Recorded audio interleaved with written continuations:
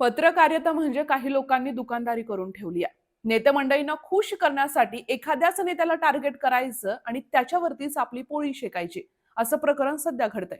एकच व्यक्ती एकच चॅनल वारंवार अत्यंत चुकीच्या बातम्या दाखवत आहे. तुम्हाला लक्षात येत असेल मी कुठल्या गोष्टीबद्दल बोलतेय. आपली दुकानदारी चालवण्यासाठी एखाद्या नेत्याला बदनाम करण्याचा विडा उचलणाऱ्यांसाठी ही बातमी आहे.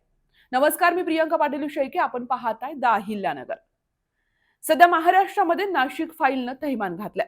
नाशिक फाईल्समध्ये अनेक वेगवेगळ्या राजकारणी मंडळींची फोटो व्हायरल होत आहेत. यात अहिल्यानगरचे पालकमंत्री राधाकृष्ण विखे पाटील यांच्या पाठीशी खुद्द हा कॅप्टन बाबा उभा आहे हे दिसतंय. या वयामध्ये पालकमंत्र्यांनी अशा कॅप्टन बाबाकडे पूजा अर्चेमध्ये सहभागी होणं हे अत्यंत चुकीचं आहे. मात्र हा फोटो काही माध्यमांना दिसला नाहीये, जे कथाकथित दुकानदारी करण्याचं काम करतात.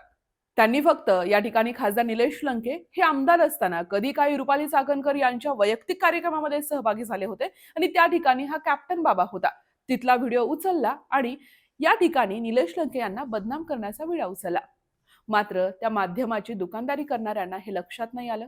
याच कॅप्टन बाबासोबत केंद्रीय गृहमंत्री अमित शहा यांचा देखील फोटो आहे. इतकंच काय तर महाराष्ट्राचे उपमुख्यमंत्री शिंदे यांचा देखील फोटो आहे. बरं, एवढ्यावरतीच नाहीये, तर अहिल्यानगरचे पालकमंत्री जे उत्तरेमध्ये महिलांच्या सन्मानासाठी असंख्य असे मोठे मोठे कार्यक्रम करतात, जाहिरातबाजी करतात, बचत गटाच्या माध्यमातून अनेक ढोंगसोंग करतात, या सगळ्यामध्ये महिलांचा सन्मान करण्याचा प्रयत्न करतात. मात्र ज्या ठिकाणी महिलांवरती अत्याचार केला जातो, जो बाबा महिलांसोबत अत्यंत लाजिरवाणा आणि किळसवाणा प्रकार करतो, अशा या बाबाच्या पूजा अर्चामध्ये हे सहभागी होत आहेत. त्यांच्या पाठीशी हे कॅप्टन बाबा उभे आहेत हे या फोटोमध्ये दिसतंय. हा फोटो त्या माध्यमांना दिसला नाही का? खऱ्या अर्थानं जे फोटो या माध्यमांमध्ये येत आहेत, जे फोटो व्हायरल होत आहेत, हे सगळेच फोटो दाखवणं आणि त्यावरती भाष्य करणं हे गरजेचं आहे. मात्र फक्त खासदार निलेश लंके यांचा फोटो घेऊन त्यांच्यावरतीच बदनामीकारक टीका करायची आणि त्यावरतीच आपली दुकानदारी चालवायची हे अत्यंत चुकीचं आहे. जनता सुज्ञ. सूर्याला कितीही झाकण्याचा प्रयत्न केला तरी त्याचा प्रकाश लपत नाही, तितकंच खरं. बरं, इतकंच काय तर विखे पाटलांच्या 4,000 एकर जमिनीबद्दल आपण का बोलला नाहीत? कारण खासदार निलेश लंके यांनी दिल्लीत पत्रकार परिषद घेऊन सगळ्या गोष्टींचा खुलासा केला, तेही कागदानिशी. यामध्ये राधाकृष्ण विखे पाटील यांचे जावई बापू आणि त्यांची मुलगी आता रडारवर आहे.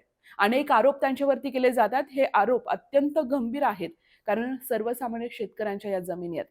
या हडप करण्याचा प्रयत्न कोण करतंय?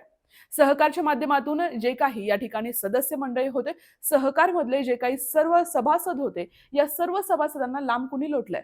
सर्व सहकारी खात्यातल्या सर्व संस्था या आपल्याच मालकीच्या आहेत आणि या फक्त आपल्याच आहेत, हे सगळं षडयंत्र कुणी आखलंय हे संपूर्ण जिल्ह्याला माहिती आहे. त्यामुळे अशा पद्धतीने जमीन लाटणं आणि जमिनीवरती आपलंच राज्य गाजवणं हे विखे पाटलांनी पूर्वीपासून केलंय. त्यामुळे आपलं झाकून ठेवायचं आणि लोकांचं वाकून बघायचं ही वृत्ती सोडली पाहिजे. आणि आपल्याला कुठून तरी स्क्रिप्ट येते आणि त्या स्क्रिप्टवरती आपण बोलायचं, हे देखील कथाकथित दुकानदारी करणाऱ्या लोकांनी सोडलं पाहिजे. दाखवायचं तर सगळंच दाखवा, बोलायचं तर स्पष्ट बोला.